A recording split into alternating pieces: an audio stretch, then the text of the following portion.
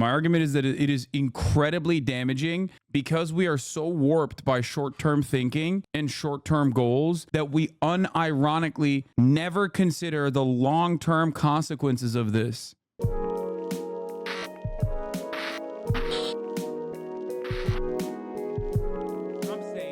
Let's listen to President Biden's speech on anti-Semitism. Biden speaks on anti-Semitism at the Holocaust Remembrance ceremony. Now, obviously, never miss a good opportunity to defend Israel and say that all of Israel's haters are anti-Semites, even in memoriam of the Holocaust, okay? Which is so goddamn gross. Straight up, I'll say it. It is so unimaginably gross. Unimaginably gross, where the parallels do not benefit Israel in this argument. Okay? The parallels do not benefit Israel in this argument at all, considering that Israel is infinitely closer to Nazi Germany, both in its nationalistic mythos, both in its nationalistic fervor, and its ethnic cleansing campaign, its deliberate ethnic cleansing campaign that it's currently conducting over a population that it has imprisoned in perpetuity. But of course, he's going to turn around and be like, well, the Holocaust happened, and the Holocaust would happen again if Israel didn't do its own version of the Holocaust to the Palestinian population. Not to the same degree as the Holocaust, of course, but maybe one day, who knows?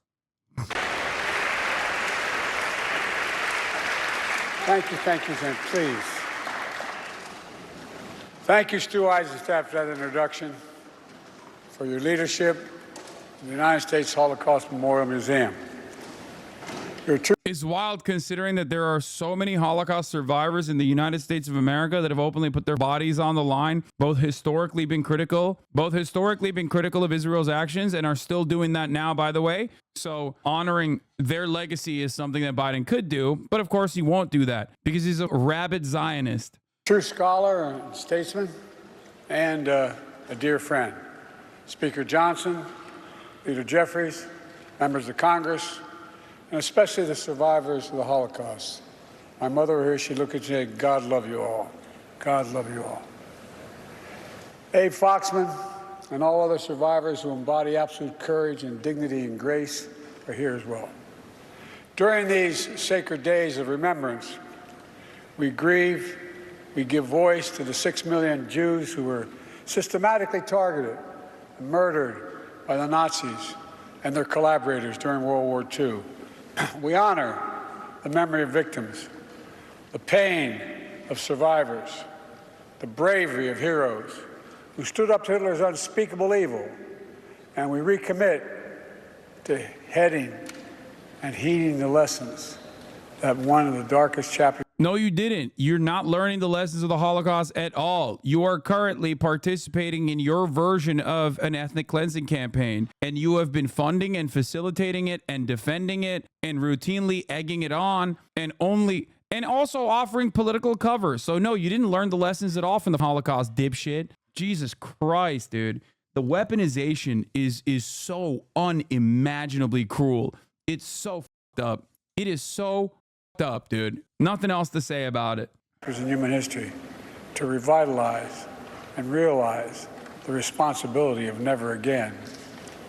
Never again, simply translated for me, means never forget. Never forget.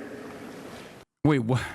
Never again simply translates for me, never forget? No, dude. Never again means never again, as in no more genocide, okay, across the board. Never again doesn't mean only remember the Holocaust and also all of the other ethnic cleansing campaigns that are occurring around the world currently, and one, that Israel is doing themselves, is actually perfectly valid. Only remember the Holocaust. He mixed it up with 9/11. Never forgetting means we must keep telling the story. We must keep teaching the truth. We must keep teaching our children and our grandchildren. And the truth is, we're at risk of people not knowing the truth. That's why growing up, my dad taught me and my siblings about the horrors of the Shoah at our family dinner table. That's why I visited Yad Vashem with my family as a senator, as vice president, and as president. And that's why I took my grandchildren to Dachau, so they could see and bear witness to the perils of indifference, the complicity of silence, in the face of evil that they knew was happening. Germany, 1933. Hitler and his Nazi party rise to power by rekindling one of the world's oldest forms of prejudice and hate, anti-Semitism. His rule didn't begin with mass murder. It started slowly across economic. I have a controversial take on this. I think that saying true things about the Holocaust in an effort to defend Israel now is almost worse than Nazis who deliberately deny it. Because then you are casting doubt on the minds of people who don't know that, like, that this shit is in their eyes only used as a weapon. Only used as a weapon to cynically defend Israel's current actions. It is so gross. It is so indefensible. And this is precisely how you create more anti-Semitism. It's so fucked up, dude. This is something I think Brace and Liz were talking about on their TrueAnon episode about the anti-Semitism bill and the IHRA definition, where Liz brought up a really good point, where she said, like, an entire generation, what will happen to an entire generation who now only learn about the Holocaust as and see it from the framework of, like, why Israel has to be doing a genocide right now? Like, what will happen? What will happen to those people? How will they learn? How will they see this as anything but a cynical way in which Israel is defending their own ethnic cleansing campaign? It is very dangerous. It's very dangerous to think of. Political, social, and cultural life. Propaganda demonizing Jews. Boycotts of Jewish businesses. Synagogues defaced with swastikas. Harassment of Jews in the street. And the Careful about this when reading it, but there are Palestinians that don't believe it happened because Israel lies about so much they think that it's just used to kill them. I mean, yeah, that's how you breed anti-Semitism. That's how you develop anti-Semitism, by associating the actions of the Israeli state with Jews in general. This is, of course, not normal or permissible or good. I'm saying that it is objectively bad. That is my argument. My argument is that it is incredibly damaging. And I think that because we are so warped by short-term thinking and short-term goals, that we unironically never consider the long-term consequences of this. Okay? Schools, anti-Semitic demonstrations, pogroms, organized riots. With the indifference of the world, Hitler knew he could expand his reign of terror by eliminating Jews from Germany, to annihilate Jews across Europe through genocide, the Nazis called the final solution. Concentration camps. Oh, wonderful. Tomorrow was supposed to be the deadline for the report on whether Israel has violated U.S. and international humanitarian law during the war in Gaza, and it's apparently been delayed indefinitely. Oh, that's cool, man. One could say that Zionism helps anti-Semitism more than it helps Jewish people. Of course. I mean, I have been saying that. I am the one who has been saying that. Zionism is inherently anti-Semitic because it singles out Jewish people as monolithic and only allows discourse within the acceptable confines of Israel being a Jewish ethno-state. It literally does not allow any kind of criticism beyond that. If you say Israel cannot be a democracy as it maintains an ethno-state, a Jewish ethno-state, okay, with demographic concerns that must maintain an apartheid regime on occupied territory, all of a sudden, that's completely outside of the boundaries of, like, permissible discourse, which is immediately declared anti-Semitic. Breaking: Biden admin will use Homeland Security as well as other federal agencies and local agencies in partnerships with schools to fight anti-Semitism, anti-Zionism. That's awesome. That's great, man. Thank you. This definitely, this surely will not have horrifying repercussions. I like that we've substituted McCarthyism now and repackaged it in this way. Multiple journalists asked during the State Department briefing today about the report, and they said it could still come out tomorrow or have a slight delay. It's gross. Gas chambers, mass shootings. By the time the war ended, 6 million Jews, 1 out of every 3 Jews in the entire world were murdered. This ancient hatred of Jews didn't begin with the Holocaust. It didn't end with the Holocaust either, or even after our victory in World War II. This hatred continues to lie deep in the hearts of too many people in the world, and it requires our continued vigilance. This is what it's like, why are you supporting anti-Semitism? No, I'm supporting the top of the hour ad break debates getting better, okay? That's what I'm supporting. I'm supporting the chat. Every moment that you send me the shittiest bait possible, I'm supporting the chat getting better. Because at the top of the hour, there's a 3-minute ad break, and some of you think that you can bait me in this regard. And honestly, I support chat getting better. That's why I deflect away. That's why I parry. That's why I riposte. Okay? And that's why I serve you the 3-minute ad break at the top of the hour, demanding that you get better. Better baits. Something that makes me go, God damn, you got me. Okay? I'm like Neo in the Matrix, dude, the way I'm dodging those goddamn ad break debates that come at the top of every hour. Here's the 3-minute ad break. Now, by the way, like I said, if you no longer want to see those ads, all you need to do is subscribe for $5 or for free with a Twitch Prime or by getting gifted a sub. Here's the 3-minute ad break now. And outspokenness. That hatred was brought to life on October 7th in 2023. Worth noting that for those who don't know, the Second Lebanon War on August 11, 2006, hours after the UNSC unanimously passed Resolution 1701, calling for an immediate ceasefire, which Hezbollah accepted, Israel launched a broad offensive trying to push Hezbollah out of the south. It was a massive failure on all fronts, and 2 days later, Israel accepted the resolution ending the war. Definitely not saying the same will happen here, but you can see the parallels. Yeah, even what Israel did with Iran is like a petulant child. You know what I mean? Trying to get the last word. Like, you demand your kid in the back seat stop kicking the seat, and then he just like, he stops, but he still does like one little baby kick right before he stops in tears. It's so like, it's so stupid. It's just an entire nation brain broken by constantly trying to posture as a mighty force that like it sometimes does operate like a child having a temper tantrum. It's so crazy.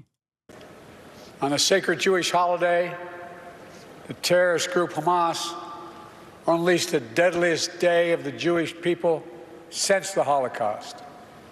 Driven by ancient desire to wipe out the Jewish people off the face of the earth, over 1,200 innocent people, babies.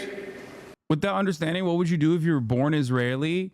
Brother, it's super simple. Like we are all obviously genuinely brain broken by the consistent propaganda that we're fed. Okay. Americans have white supremacy to contend with. Americans have our own version of the indigenous genocide and chattel slavery and its consistent defense to deal with. What I do here is basically try to, rewrite people's programming to the best of my ability on all of those fronts.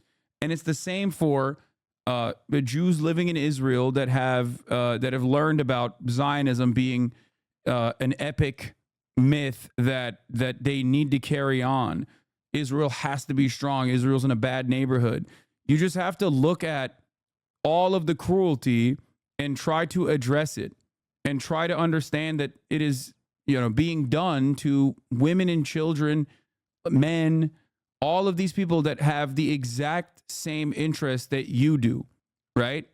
If you are a Jewish person growing up in Israel, you have so many different ways of meeting this reality. You have so many different ways of seeing it. I mean, there's anti-Zionist Jews in here that are in Israel that could probably speak to that a little bit better. I don't know what they're like, what their understanding and how their understanding changed over the course of many years. But ultimately, if you can unlearn transphobia and racism, then yes, Israelis can also unlearn their rabid support for Zionism and the way that they see the Palestinians as like a blight that must be removed, and move away from that and recognize that they are also human beings with dreams, with goals that deserve a life of dignity, that yearn for emancipation, just like we all do. The United States plays a bigger role in perpetuating Zionism than Israelis subject to endless propaganda. No, United States plays a bigger role in perpetuating Zionism globally, and they are the most important power player here. But obviously, Zionist propaganda is the starting point and the end point in Israel. There's nothing else. Like, it's baked into the nation state's development. Parents, grandparents, slaughtered in their kibbutz, massacred at a music festival, brutally raped, mutilated, and sexually assaulted. Thousands more. Dude, bringing October 7 up during the remembrance of the Shoah is just so nutty, especially considering that like the atrocities that occurred on October 7 did not happen in a vacuum, and there is a parallel that you can literally draw to the Warsaw Ghetto Uprising. Like, this is not exactly a controversial opinion either, by the way. What's his name? Amichai Alom, the former Shin Bet, the former head of Shin Bet, Israel's interior security guy, openly has said, alongside many other former Israeli and current Israeli leaders that are in positions of power, that like they too, Ami Ayalon said that of course they would join Hamas. If they were on the other side of that border wall, they would be participating in October 7th. Of course, they're like, yeah, well, why the fuck wouldn't we? Are you kidding me? Yeah, of course. I want freedom. I want emancipation, no matter the cost. October 7 itself is already an act of desperation.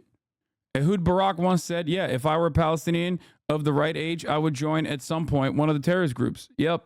The reason why I always factor in the second part of this equation, because like the number one motivator, obviously, the number one motivator for people getting on board with the Israeli ethnic cleansing project is Islamophobia and anti-Arab sentiment, right? They're enemies. They're truly evil. They're scary. However, there's another sentiment oftentimes expressed by those in positions of power in Israel, and that is might is right politics. They literally see it as like game recognized game. It's like distorted and fucked up. But they actually see it as like, yeah, no, we are doing this to them because they would do it to us if they had the power. So it's perfectly righteous for us to do this to them. Now, obviously, there's no proof that they would do the same things to Israel if they had the capabilities, right? No proof whatsoever. But that's where that might is right attitude comes from. And that's why you hear so many people, including Ehud Barak, including Ami Ayalon, openly state that they would join Hamas or one of the many different resistance groups if they were on the other side of the border wall.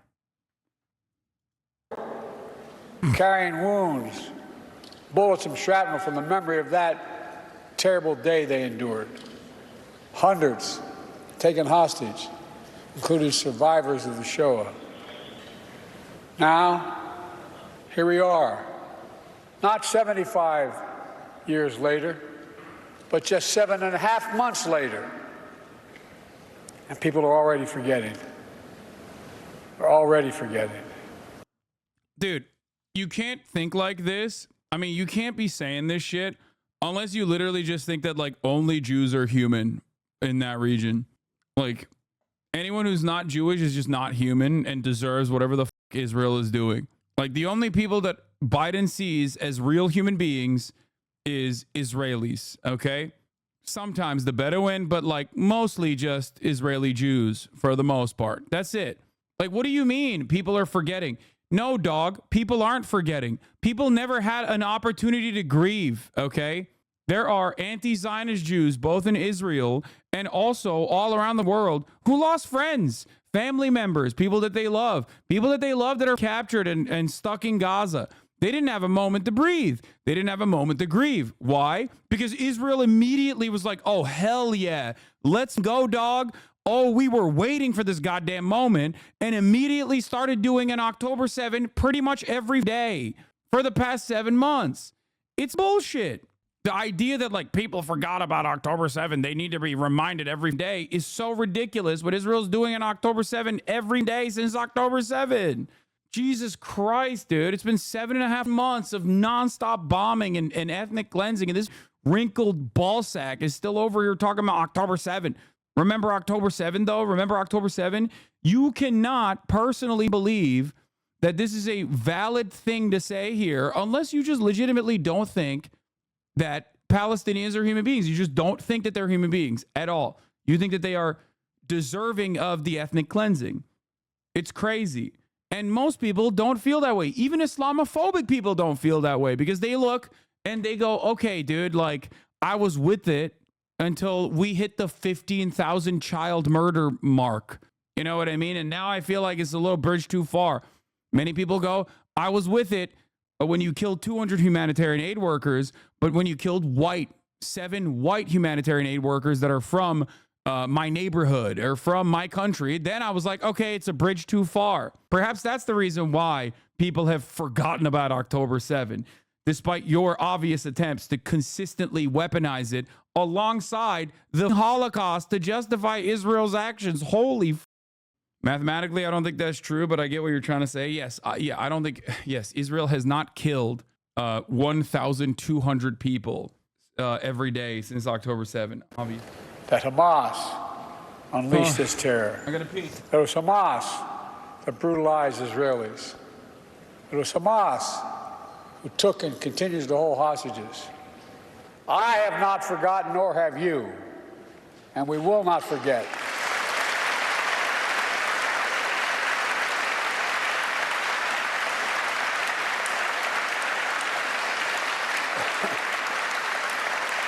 And as Jews around the world still cope with the atrocities and trauma of that day and its aftermath, we've seen a ferocious surge of anti-Semitism in America and around the world.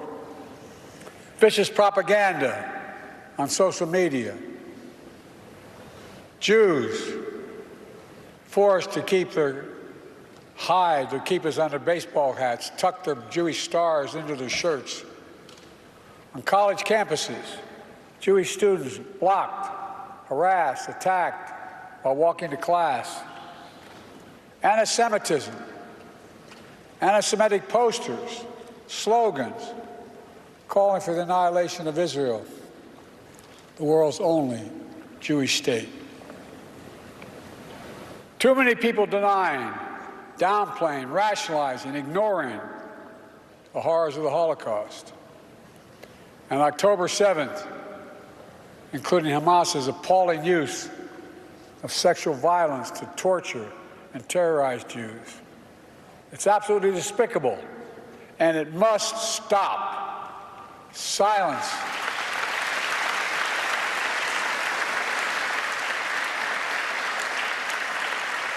Silence and denial can hide much, but it can erase nothing. Some injustices are so heinous, so horrific, so grievous, they cannot be buried, no matter how hard people try. In my view, a major lesson of the Holocaust is, as mentioned earlier, was not inevitable. We know hate never goes away, it only hides. And given a little oxygen, it comes out from under the rocks. We also know what stops hate. One thing, all of us. The late Rabbi Jonathan Sachs described anti-Semitism as a virus that has survived and mutated over time. Together, we cannot continue to let that happen. We have to remember our basic principles as a nation. We have an obligation. We have an obligation to learn the lessons of history so we don't surrender our future to the horrors of the past. We must give hate no safe harbor against anyone. Anyone. From the very founding, our very founding, Jewish Americans, who represent only about 2% of the U.S. population, have helped lead the cause of freedom for everyone in our nation. From that experience, we know scapegoating and demonizing any minority is a threat to every minority and the very foundation of our democracy. It's in moments like this We have to put these principles that we're talking about into action. I understand people have strong beliefs and deep convictions about the world. In America, we respect and protect the fundamental right to free speech, to debate and disagree, to protest peacefully, and make our voices heard. I understand that's America, but there is no place on any campus in America, any place in America, for anti-Semitism or hate speech or threats of violence of any kind. That's awesome. Yeah, you can protest. It's just not against Israel. Okay? You understand? We've decided arbitrarily that saying Israel's doing a genocide is anti-Semitic.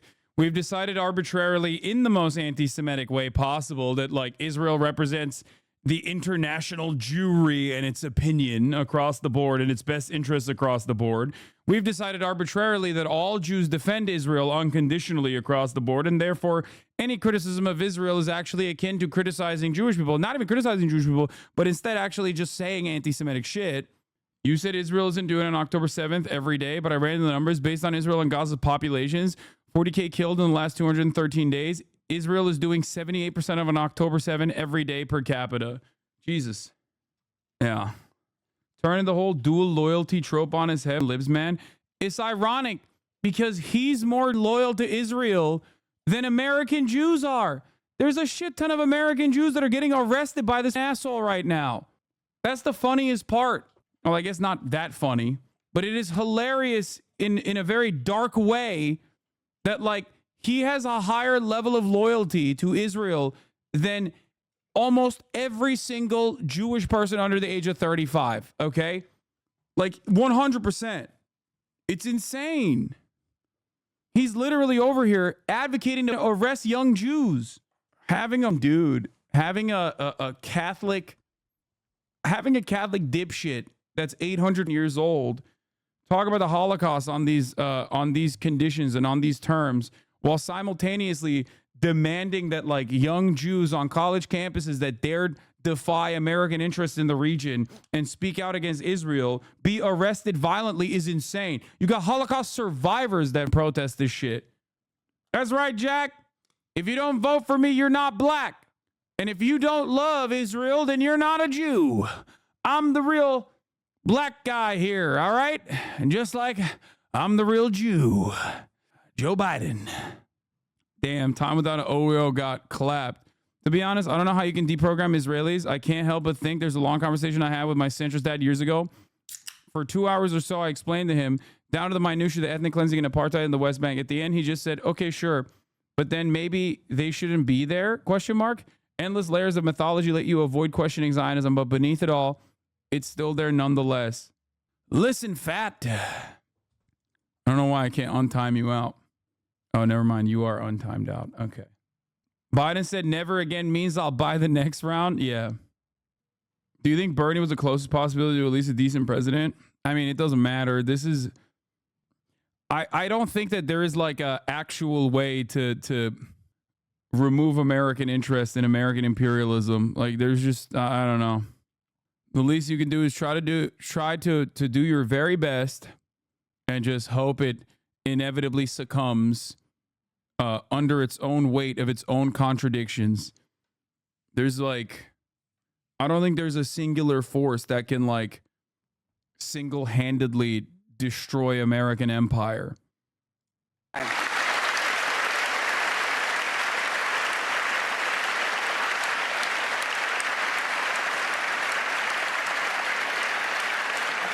Whether against Jews or anyone else. Violent attacks. Well, not Palestinians, though. They had it coming. Destroying property is not peaceful protest. It's against the law. And we are not a lawless country. We're a civil society. We uphold the rule of law. And no one should have to hide or be brave just to be themselves.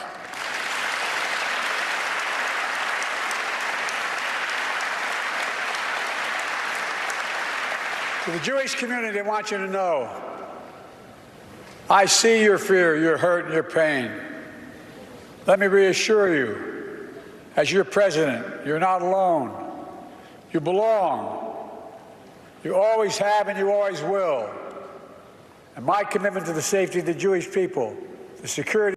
I mean, you literally said a couple months ago that if Israel didn't exist, no Jew would be safe around the world. As the president of a country that has historically defended Jewish people, well, sometimes did some really fucked up shit to Jewish people as well, especially like telling a bunch of Jewish refugees to fuck off and send their asses back to the Holocaust, you know. But at least now, a country where almost as many Jews as Israel live in, you are the president of said nation, the largest Jewish diaspora, the largest Jewish nation, okay, the nation with the highest population of Jewish people in it, and you're over here being like, yeah, they are not safe. I can't keep them safe. I can't keep you safe. I'll try my best, but I can't do it. Only Israel. Just such an insane thing to say. Of Israel and its right to exist as an independent Jewish state is ironclad, even when we disagree.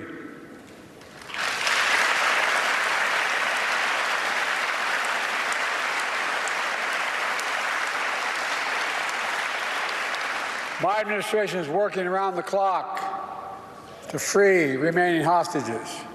Second thought is a one. Just as we have freed hostages already. Wait, really? Are you? Because it seems to me like Netanyahu is not in any way, shape, or form interested in that.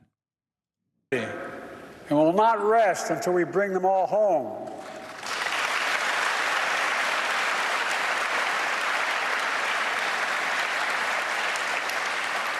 My administration, with our second gentleman's leadership, has launched our nation's first national strategy to counter anti-Semitism. That's mobilizing the full force of the federal government to protect Jewish communities. But we know this is not the work of government alone or Jews alone. That's why I'm calling on all Americans to stand united against anti-Semitism and hate in all its forms.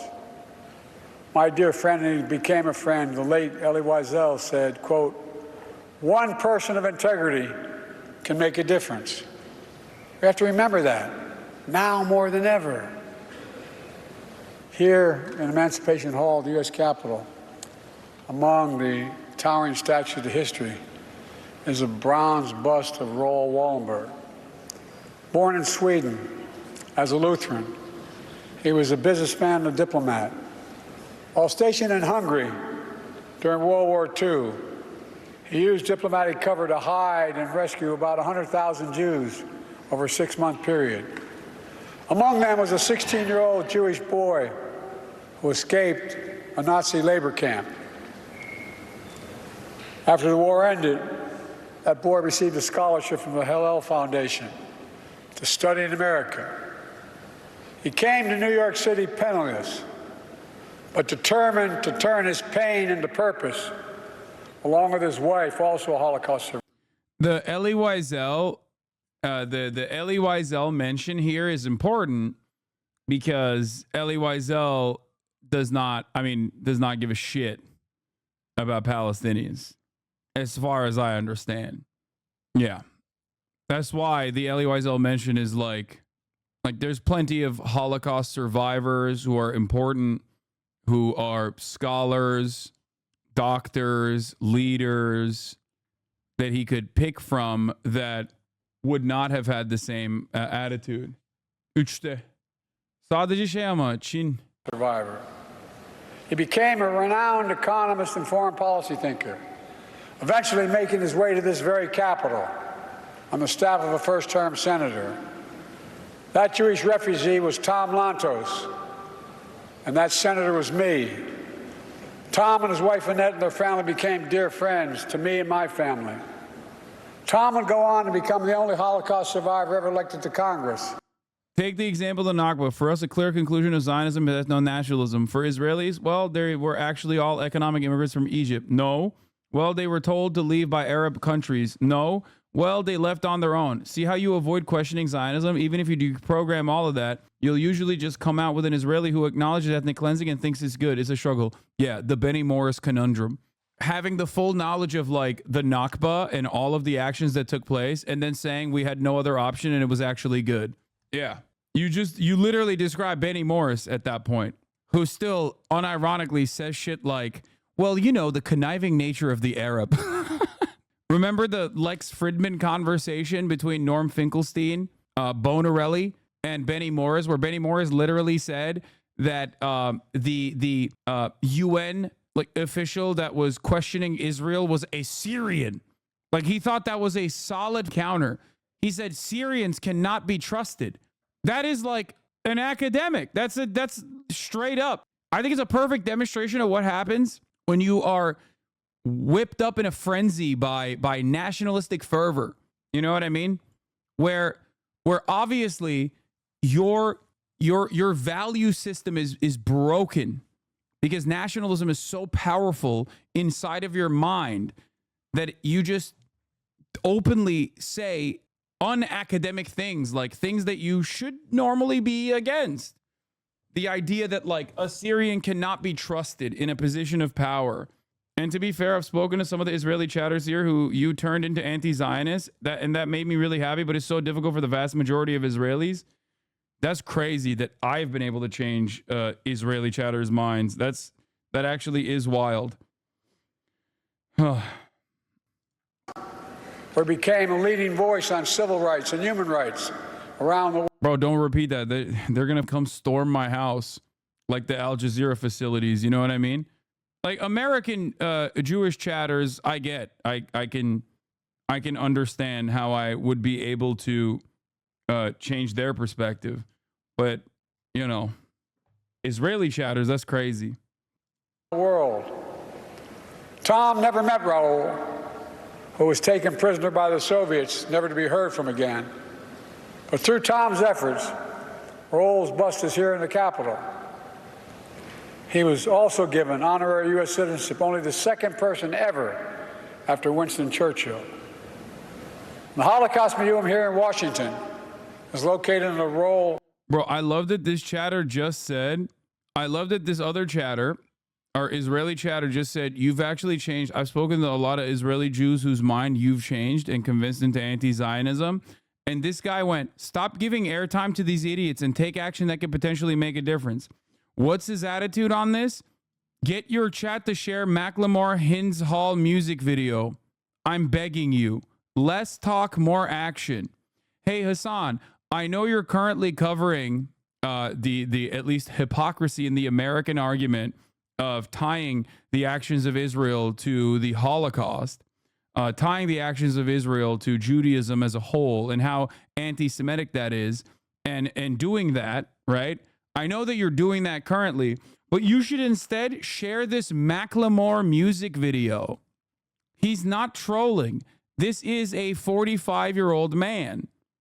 Your heart is in the right place, but no, I think that sharing the Macklemore music video is not going to be as important as like covering this issue for the past 7.5 months and tackling every avenue. Why he is not boycotting? I don't know what you're talking about. He's wholesome in a funny way. I know. I'm not yelling at them. A road in Raoul's name. The story of the. Why are you hating on the song so much? Because a lot of no need to try and attack me for saying something. No, I'm just laughing, man. I think it's cute that your heart is in the right place, as we acknowledged. It's just funny to think that like me addressing Joe Biden's like utilization, cynical weaponization of the Holocaust to defend Israel's current genocidal actions is less important than sharing Macklemore's already viral pro-Palestinian song. And no, he's not cashing on some easy dollars. That's actually fucked up. He literally is donating all the proceedings of the song to UNRWA. So that's not true either. I think Macklemore is a good person. I think Macklemore is doing a good thing. I think that it's great that he made a song. I just think it's kind of cringe. That's it. He's just cringe. That's it. That's all it is. That's all my gripe with this situation is. It's cringe. That's it. Like a lot of activist rap in that regard oftentimes becomes cringe. Kendrick Lamar actually is surprisingly not in that category despite, you know, talking on intergenerational black trauma and many other issues that pertain to the black community and whatnot. Is it cringe because it's Macklemore, or is it just the song? A bit of both. Power of a single person to put aside our differences, to see our common humanity, to stand up to hate and its ancient story of resilience from immense pain, persecution, to find hope, purpose, and meaning in life. We try to live in. Come on, bro. You cannot compare Fortunate Son to Hind Hall. That's insane. Like, that is insane. Fortunate Son being an anti-war song, anti-Vietnam War song. Like, Fortunate Son's a bop. It is a classic. It is a phenomenal work of art. It's not like, you know, leftist Lin-Manuel Miranda. But like I said, it's good. It's good overall. I have no issues with it. It's wonderful. It's great. Fortunate Son sucks. I don't care. That's crazy. Okay. There's a lot of terrible takes flying in the chat. I don't want to come across like I'm antagonistic to Macklemore. I'm not. I think it's wonderful that he made a pro-Palestinian song. I really do. I think it's awesome. And plenty of people already love it. It's like popping off on TikTok. People are sharing it. People love it. People enjoy it. And it's great. I'm glad that they are. Let's continue. Share with one another. That story endures. Let me close with this. I know these days of remembrance fall on difficult times. We all do well to remember. These days also fall during the month we celebrate Jewish American heritage. A heritage that stretches from our earliest days to enrich every single part of American life today. Great American, great Jewish American, named Tom Lantos used the phrase, "The veneer of civilization is paper thin." We are its guardians, and we can never rest. My fellow Americans, we must be those guardians. We must never rest. We must rise against hate, meet across the divide, see our common humanity, and God bless the victims and survivors of Shoah. May the resilient hearts, the courageous spirit, and the eternal flame of faith of the Jewish people forever shine their light on America and around the world. Pray God. Thank you all.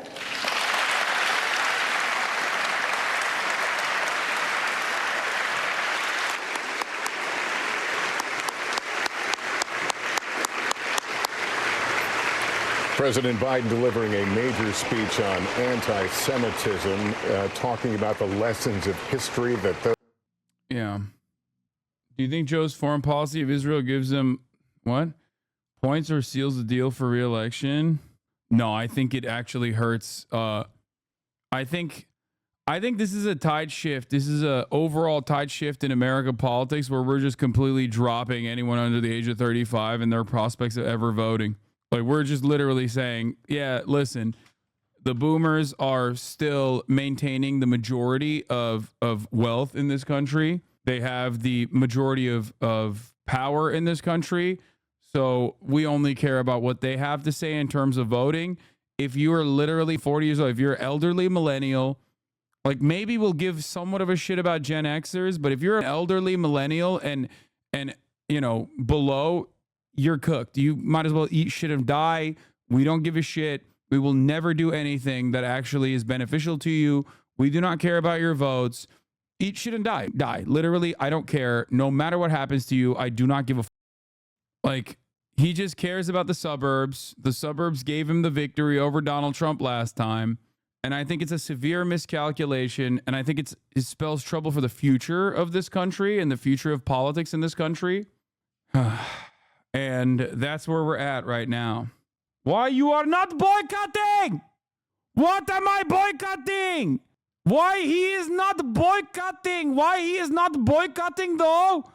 Why you are not boycotting? What am I boycotting? What the fuck are you saying? Those who are forgetting the lessons of the Holocaust, but of more recent history. Those who may be forgetting the lessons of October 7th and talking about Hamas as the aggressor in that attack. Also, the president talking about what we've seen on college campuses, the free speech, but also those who would utter threatening or harassing language toward Jewish students in some of those instances. We want to go straight to our senior White House correspondent, Gabe Gutierrez. Gabe, how long has this speech been coming?